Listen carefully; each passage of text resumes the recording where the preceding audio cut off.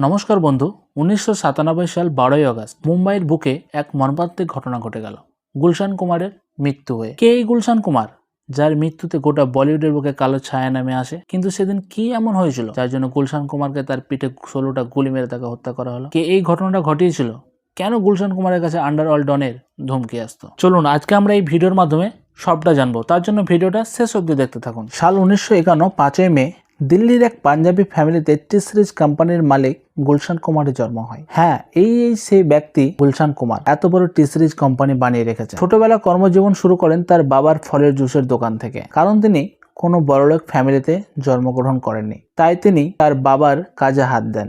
কিন্তু তার ফ্যামিলির দায়িত্ব নিতে হবে বলে মাত্র 23 বছর বয়সে একটা ক্যাসেটের দোকান খোলেন। সেই দোকানে অন্য কোম্পানির ক্যাসেট বেচতেন। তারপর তিনি নিজেই সুপার ক্যাসেট ইন্ডাস্ট্রি নামে এক কোম্পানি বানান। তারপর তিনি সেখানে তার নিজেরই গান বেচতে শুরু করেন। গুলশান কুমার এতটা শিবভক্ত ছিলেন যে 1980 সালে টি সিরিজ কোম্পানির নাম দেন টি মানে ত্রিশূল দিয়ে। গুলশান কুমার এতটাই পরোপকারী ছিলেন যে তিনি তার কোম্পানিতে নতুন নতুন মানুষকে কাজ দিতেন, যেমন অনুরাধা পাটোয়াল, সোনু নিগম, কুমার শানু, উদিত নারায়ণ, মিউজিক ডিরেক্টর নাদেম শারভান। এই নাদেম শারভানকে ভালো করে মনে রাখুন, কারণ রিপোর্টে শোনা যায় এই মানুষটার কারণেই গুলশান কুমারের মৃত্যু হয়েছিল। কিন্তু কেন নাদেম শারভান গুলশান কুমারকে হত্যা করালো, চলুন আমরা দেখতে থাকি। গুলশান কুমার তার ধর্মে এতটাই বিশ্বাসী ছিলেন যে তারা বিভিন্ন মন্দিরে অনেক কিছু ডোনেট করতেন। এমনকি বৈষ্ণব দেবীর মন্দিরে সাধু সন্ন্যাসীদের জন্য ভোজনের ব্যবস্থাও করেছিলেন। আজও বৈষ্ণব দেবীর মন্দিরে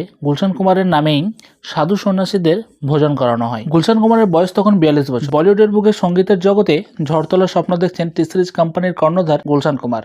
ভক্তিগীতিতে তার দ্বিতীয় প্রতিযোগী তখন মুম্বাইয়ে খুঁজে পাওয়া দুষ্কর। এমন সময় আন্ডারওয়ার্ল্ডের থাবা এসে পড়ে বলিউডের বুকে। তবুও যাবতীয় ঝড়ঝাপটা কাটিয়ে সঙ্গীতকে নিয়ে বুক জোড়া স্বপ্ন, নতুন নতুন আইডিয়ায় তখন বিভোর গুলশান কুমার। সেভাবে বুঝে উঠতে পারেনি যে তার দিকে কোনো বিপদ ধেয়ে আসছে।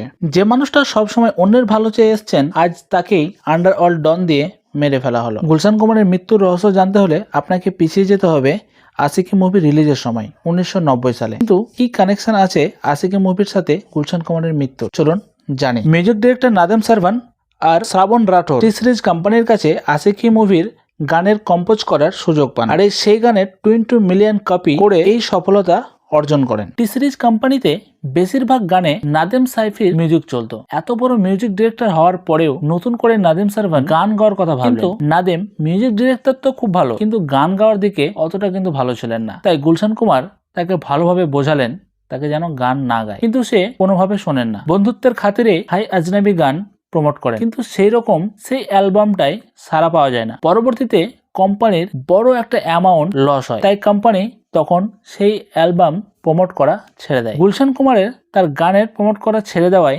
এবং কাজ না দেওয়ায় নাদেম শারভান গুলশান কুমারকে জান মেরে দেওয়ার কথা ভাবলেন।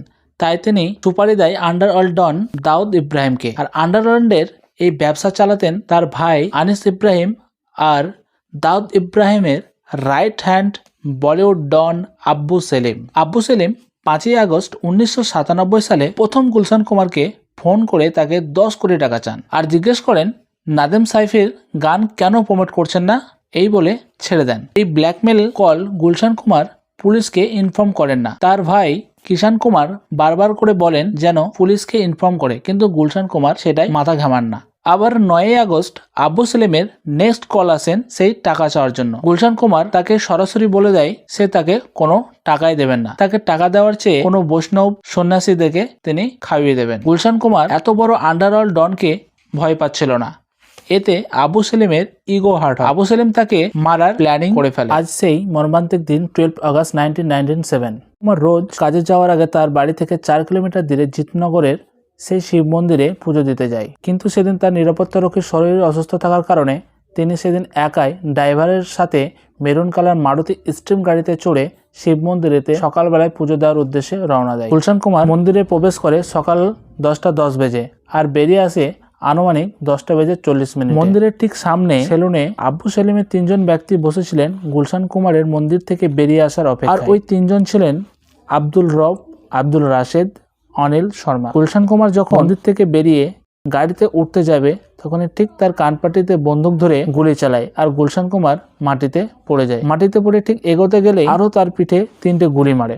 গুলশান কুমার সেখানকার মানুষদের সাহায্য চাইলে তারা দরজা বন্ধ করে দেয়। তারপর 3 জন মিলে এক লাগাতার 12টা গুলি চালিয়ে তার শরীরটাকে ঝাঁঝরা করে দেয়। তারপর শুটাররা সেখান থেকে চলে যায়। যাওয়ার পর সেখানকার 2 ব্যক্তি হসপিটালে নিয়ে যায়, কিন্তু লাখ চেষ্টা করার পরেও তাকে বাঁচানো যায় না।